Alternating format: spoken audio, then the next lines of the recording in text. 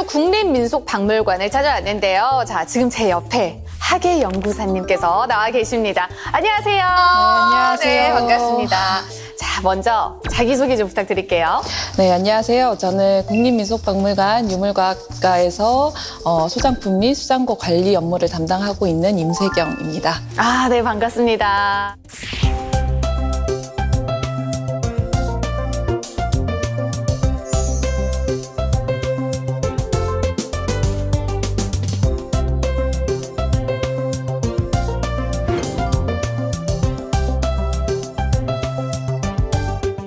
하계 연구사님으로 지금 활동을 하고 계시잖아요. 하신 지 얼마나 되셨어요? 한 6년 정도 근무하고 있습니다. 아, 네. 6년 차 하계 네. 연구사님. 이 하계 연구사라고 하면 모르시는 분들도 계실 것 같아요. 어떤 업무를 좀 담당을 하고 계시나요? 저는 이제 유물과학과에서 근무하고 있는 만큼 저희 민속박물관에서 수집된 자료를 체계적으로 등록하고 수장고에서 안전하게 보존할 수 있는 업무를 담당하고 있습니다. 말씀하신 유물이라고 한다면 주로 예를 들어서 빗살무늬 토기 이런 맞나요? 제가 생각하는 게? 네네, 그런 거? 그런 유물도 있고요. 네. 저희는 이제 민속박물관인 만큼 민속이라고 하면 우리의 삶이라고 할 수 있습니다. 그래서 우리 생활 전반에 예전부터 우리 과거 선조들이랄지 지금도 우리가 사용하고 있는 물건이 될 수도 있고요. 가구나 항아리, 옹기 이런 것들이 다 유물이 될 수 있습니다. 그런 유물들을 그러면 어떻게 관리를 하고 계신다는 거예요? 저희가 이제 민속박물관의 유물이 되기 위해서는 먼저 다양한 방법으로 수집을 하고 있습니다. 구입이 될 수도 있고 기증을 받을 수도 있고 이렇게 수집된 자료들을 저희가 인계를 받아서 각각 하나하나의 고유의 번호를 붙여주고 명칭, 수량, 재질, 시대 등을 파악해서 입력하는 작업을 하고 있습니다. 하계 연구사로 활동을 하신 지 6년째 됐다라고 말씀을 해주셨는데 어떻게 해서 좀 하게 되신 거예요? 저도 대학원에서 민속학을 전공했습니다. 그래서 시골 마을의 어르신들을 찾아다니면서 조사하고 이제 조사된 것을 바탕으로 연구를 하는 작업을 해왔는데 이 어르신들의 나이가 들어갈수록 그 기억 속에서 희미해지는 바로 이제 민속 현상들에 대한 많은 아쉬움을 느꼈고요. 이제 기억이 사라져가는 것과 함께 우리가 생활 속에 있었던 이런 다양한 유물들도 같이 사라져가는 것에 대한 또 아쉬움을 느꼈습니다. 그래서 이 사라져가는 유물들을 보존하고 그리고 또 이런 것들을 널리 대국민들에게 알릴 수 있는 방법으로 바로 박물관에서 하는 전시나 교육 활동들에 관심을 갖게 되었습니다. 그래서 이제 도전을 하게 되신 거군요. 하시면서 좀 어떠세요? 보람도 좀 많이 느끼실 것 같은데. 네, 보여줘. 저도 모르는 유물들을 볼 때면 그거에 대한 탐구욕이 들기도 하고요. 이런 것들을 소개할 때마다 소개하기 위한 등록하고 기록을 할 때마다 많은 보람을 느끼고 있습니다. 사실 누구나 쉽게 할 수 있는 또 작업은 아니잖아요. 뭘 하시다가 좀 기억에 남는 에피소드나 기억에 남는 유물이라든가 그런 것도 있었을 것 같거든요. 기억에 나는 사건이라고 할 수 있겠는데요. 저희가 이 파주관, 국립민속박물관 파주관을 개관하기 위해서 한 2020년도에 한 서울 수장고에 있는 유물의 한 80%를 파주관으로 이전하는 작업을 했습니다. 거의 1년에 걸친 대장정이었고요. 그리고 이제 이렇게 이전 작업을 위해서 박물관에서 소장하고 있는 전체 유물을 한번 자세히 살펴볼 수 있는 기회가 돼서 이제 저희에게는 가장 기억에 남는 사건이라고 할 수 있습니다. 네. 그때 어떤 유물이 있었어요? 이제 저희가 가지고 있는 게 한 10만 점이 되는데요. 네, 뭘 하나 꼬집어 말할 수는 없지만 이 10만 점을 전체를 한번 다 볼 수 있었던 것만으로도 좋은 기회였던 것 같습니다. 굉장히 역사적인 또 순간이었을 것 같아요. 하계 연구사에 대해서 꿈을 좀 가진 분들이 계실 것 같아요. 그런 분들에게 또 전공자로서 또 현직에 계신 분으로서 뭔가 조언을 좀 해줄 수 있는 말씀이 있다면 어떤 게 있을까요? 민속박물관인 만큼 민속학을 전공하는 것도 중요하지만 저희가 박물관에서 수집하는 자료들이 워낙 다양해서 뭐 역사학, 미술사, 복식사 등 다양한 전공을 가지고도 민속박물관에 지원을 해볼 수 있을 것 같고요. 그리고 또 특히나 소장품을 다루고 보존하는 일련의 과정을 겪기 때문에 보존과학에 대한 이해도 필요할 것 같습니다. 그리고 가장 중요한 거는 무엇보다도 실제 유물을 다루는 작업이라 다양한 박물관에서 직접 유물을 다루어 보는 많은 경험을 쌓는 게 중요할 것 같습니다. 오, 박물관에서 좀 이제 아르바이트나 이런 네. 걸 통해서 네, 네. 경험을 해봐라. 뭐 다양한 네. 방식이 있을 것 같습니다. 알겠습니다. 또 좋은 또 조언을 해주셔서 학예연구사를 꿈꾸는 분들에게 좀 많이 도움이 됐을 것 같아요. 네, 네. 아유, 오늘 말씀 너무너무 감사합니다. 네, 감사합니다. 네.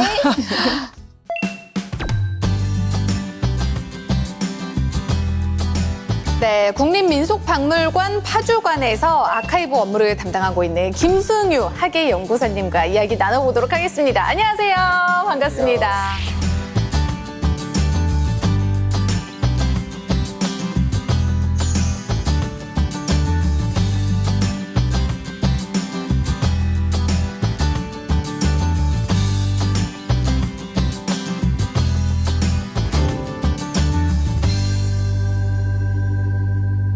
정확하게 이 아카이브라는 게 어떤 거예요?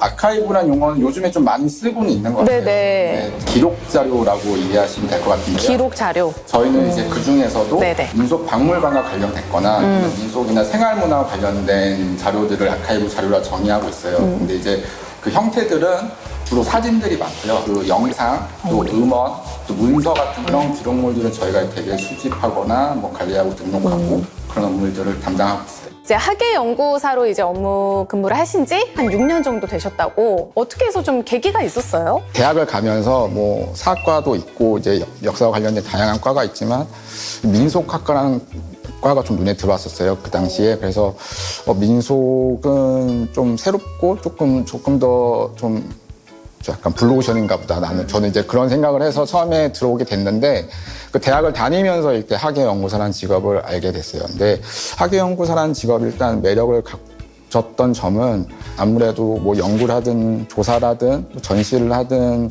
또는 뭐 자료를 뭐 관리하든 이런 다양한 부분들이 그 이제 대중들이랑 소통할 수 있는 분야들인 거예요.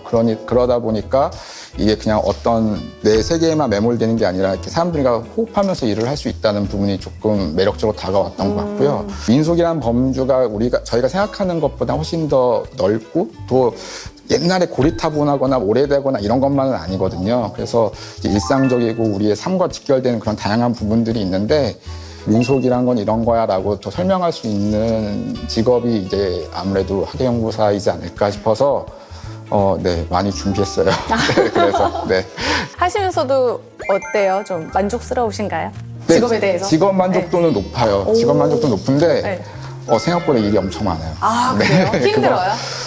힘 듭니다. 네, 힘 드는데, 그래도 제가 이제 생각했던 거랑 방향성이 다른 것 같지는 않아요. 일을 직접 해봐도. 그래서 그런 부분에서 만족하면서 일을 하고 있습니다. 우리 선생님께서 이 만드신 자료 중에 좀 대표적인 거, 자랑할 만한 거 뭐 그런 거 있을까요? 제가 박물관 와서 이제 조사 연구 파트를 일을 많이 해서 그 자료, 이제 보고서는 많이 썼는데 굉장히 두꺼운 보고서가 하나 있습니다. 네, 보여드릴까요? 오, 있어요. 지금 볼 수 있어요? 네네, 저기 있습니다. 어디요? 네. 아, 이쪽에? 네. 아, 바로 찾아오시네. 네. 어디에 있는지 아시나 봐요. 네, 다 알죠. 제가 이 공간은 다 알고 있습니다. 아, 요거요. 일단은 보니까 우와, 이제 두께가 엄청 두꺼워요. 요거 봐. 여기 이제 박남식 서인옥 부부의 살림살이라고 이렇게 써 있거든요. 네. 이곳이 이제 사내리라는 지역인데 사내리 지역에서 가장 좀 대표성을 갖고 있는 집을 선정해서 그 집에 있는 모든 자료들을 하나하나 이렇게 내용을 정리해서 네. 기록을 한 건데요. 진짜 뭐 팬티 한 장까지 다 여기에다가 기록을 해놓은 겁니다. 그래서 사실 이런 조사를 하는 이유가 여기 있는 물건이 갖고 있는 의미가 이제 굉장히 중요하다고 생각을 했기 때문에 저희가 왜요? 왜 이 물건의 의미가 중요한 거예요? 이제 사람들이 이 물건들을 다 갖고 생활하고 쓰고 있는 거잖아요. 네. 근데 이 지역에서 이 사람들이 특정한 어떤 집에서 이 물건들을 쓰는 게 지역의 어떤 역사라든지 문화적인 것들을 파악하는 데 굉장히 도움이 돼서 이제 그러려면 어떤 부분들을 선택적으로 조사하기보다는 한번 전수조사를 해서 다양한 그 물건들이 갖고 있는 함의들을 한번 파악을 해보자라는 취지로 기획했던 프로젝트예요. 이거 하면서 굉장히 힘들고 오랫동안 한 3개월 이상 이분들이랑 호흡하면서 일을 해야 되거든요. 그래서 일단 많이 친해져야 돼요. 그래서 처음에 제가 이 마을에 들어가서 한 9개월 정도 거주하면서 이것들을 조사한 건데요. 일단 친해져야지 물건들을 보여주실 거 아니에요. 어떻게 친해지셨어요? 그래서 수시로 찾아갔죠. 그래서 뭐 좀 여쭤본다고 하고 하면서 한 3개월간은 그런 식으로 많이 좀 얘기를 나눴고. 나름 그런 이제 다음에 공을 들이신 거죠? 그렇죠. 네. 예, 그렇게 한 다음에 이제 나중에 이제 본심을 꺼내드린 거죠. 사실 저희가 이런 일이 있는데 혹시 도와주실 수 있느냐. 여러 번 선택한 끝에 이제 했던 일이거든요. 근데 이렇게 해가지고 사실 굉장히 많은 자료를 저희가 기증을 받았어요. 사진 뭐 카메라든지 그냥 사진이라든지 아까 말씀드렸던 가족 월보라든지 이런 것들을 다 저희가 직접 기증을 받았고 그런 것들이 지금 저희 소장품 아카이브 자료로 다 등록되어 있어서 활용을 하고 있어요.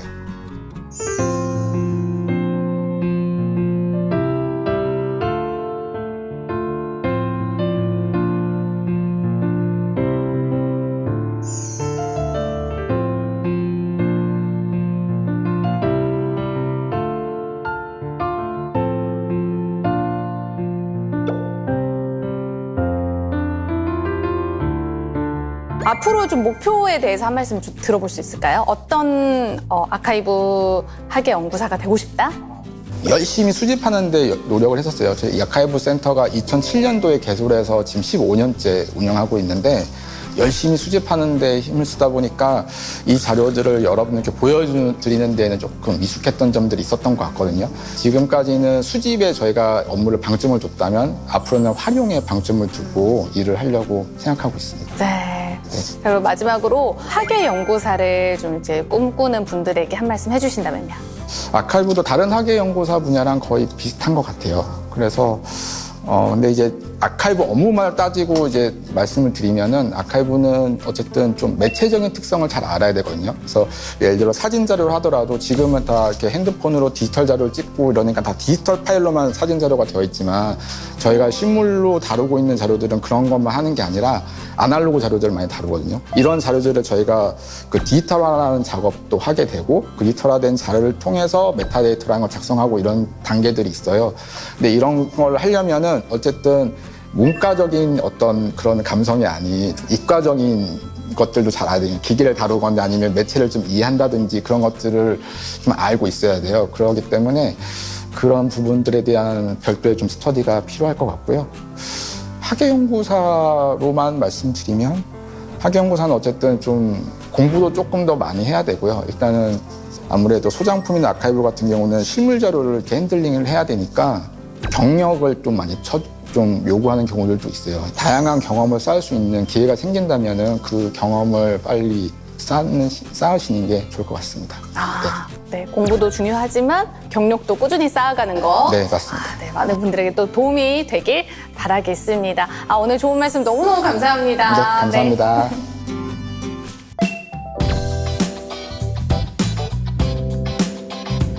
국립민속박물관 파주관에서 이 목재 보존과 생물 방제를 담당하고 있는 박성희 학예 연구사님 함께합니다. 안녕하세요. 안녕하세요. 국립민속박물관 파주관에서 목재 보존과 생물 방제를 담당하고 있는 박성희 학예 연구사입니다.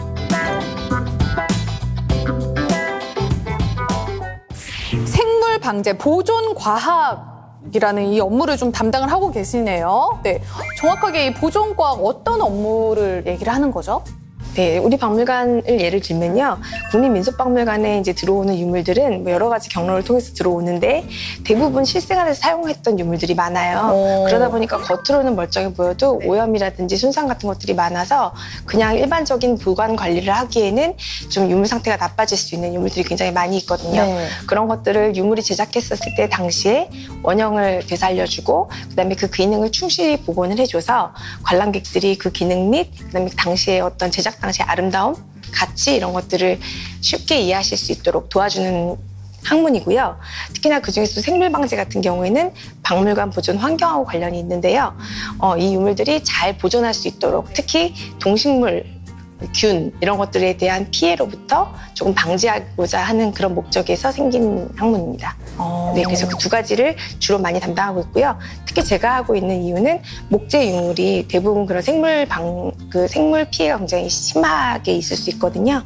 그래서 그런 부분에 있어서 제가 그걸 같이 맡고 있어요. 목재 부분을 이제 전공으로 하신다는 거죠. 어떻게 해서 좀 시작을 하게 되신 거예요?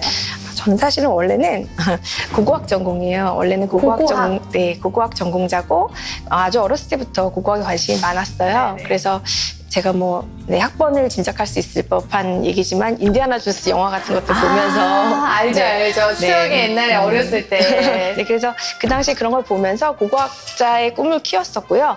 이제 조금 더 이제 크면서는 이제 조금 더 자세히 알아보니까 그런 제가 궁금해하는 것들이 단순히 이제 탐험가나 아니면 그런 역사학자들이 밝힐 수 있는 부분보다 보존과학자들이 조금 더 그 유물이나 유적을 또 과학적으로 연구를 하면서 알 수 있는 부분이었구나 하는 걸 알게 되었어요. 근데 이제 한국에서는 사실 그런 쪽으로 제가 이제 대학 들어갈 시기에는 전공이 아예 없었기 때문에 일단은 고고학을 전공을 했고요. 고고학을 전공했으니까 발굴장도 많이 다녔었거든요. 그러니까 발굴을 할 때 제가 수침 목재, 조금 어려운 얘기인데요.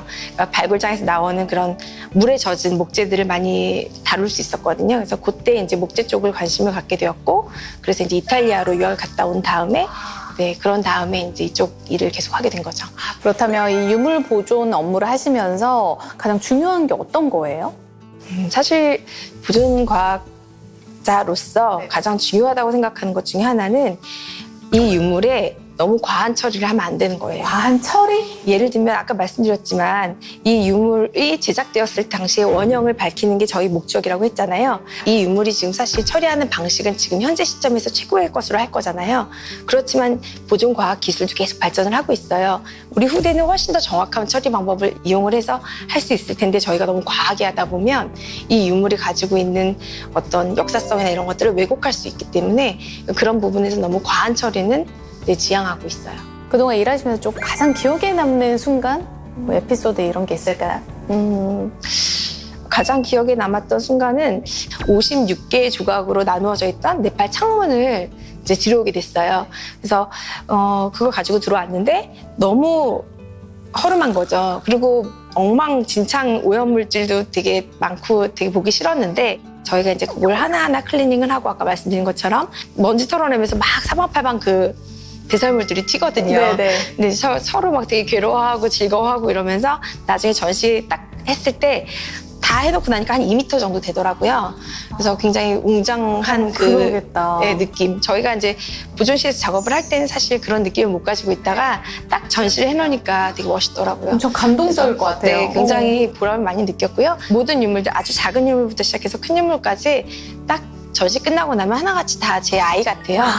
네. 자식 같은 느낌. 네, 자식 같아요. 그래서 나중에 딱 그 전시했을 때는 더 많이 애틋하고 더 사랑스럽고 네, 그렇죠. 와, 정말 쉽게 접할 수 없는 그런 너무 귀한 이런 자료, 뭐 유물이잖아요. 그런 것들을 이렇게 딱 처음에 접했을 때 좀 감정이 어때요? 사실은 굉장히 막 너무 좋을 것 같고 그렇지만 사실 그거보다는 더 두려움이 훨씬 더 커요. 네. 저렇게 중요한 유물인데 내가 그냥 함부로 만져도 될까? 그런 제가 손을 대서 나빠지지는 않을까? 그리고 제가 이 유물 자체가 손상이 되고 그다음에 또 현재 형태는 조금 어그러져 있어도 그것 자체가 또 이 유물의 히스토리일 수 있거든요. 근데 이런 것들을 제가 왜곡시키는 건 아닌가? 이런 것 때문에 굉장히 걱정 많이 되고 두려울 때도 많아요. 이 유물이 그 이전의 형태보다 관람객들이 보셨을 때 훨씬 더 좋은 형태로 또는 이제 뭐 필요로 하는 그 연구자들한테 도움이 됐을 때는 보람을 느끼죠. 그런 것들은 정말. 그리고 네, 그 관련해서 더 많은 자료를 찾아보고 싶고 더 저도 또 연구자로서 호기심이 또 많이 생기고 네, 그런 부분들이 있습니다.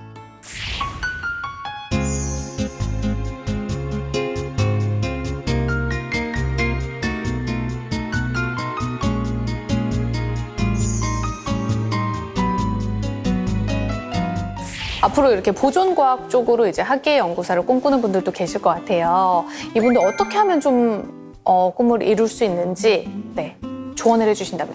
지금 저희 보존과학 하시는 분이 4분 있으세요. 저희 박물관에만 해도. 근데 이분들의 전공을 보면 고고학을 전공한 저, 그다음에 또 복식사, 역사 쪽 전공하신 분, 그다음에 또 화학 전공하신 분, 그다음에 미술 전공하신 분 이렇게 있거든요. 사실은 어떤 분야든지 보존과학은 박물관계에서 대표적인 문이과, 그다음에 예술계를 다 총망라하는 융복합 학문이에요. 그렇기 때문에 특히나 이 보존과학에 관심 있는 학생이라면 네, 자기가 어떤 전공을 하고 있든지 상관없이 다 이게 보존과학 쪽하고 다 연결할 수 있어요.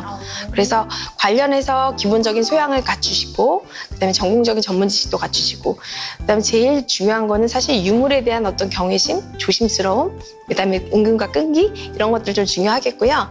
그다음에 이제 관련해서 아까 말씀드렸다시피 어떤 전공이든지 관련한 기관에서 조금 그런 부분에 대해서는 약간은 아니고 굉장히 긴 트레이닝을 거치신다고 하면 네, 박물관에서 보존과학자가 되고자 하는 꿈을 이루실 수 있을 것 같습니다. 어떻게 보면 이 유물의 생명을 다시 불어넣는 작업인 거잖아요. 정말 대단한 일을 하고 계시는구나라는 생각이 들었어요. 네. 앞으로도 응원하도록 하겠습니다. 고맙습니다. 파이팅!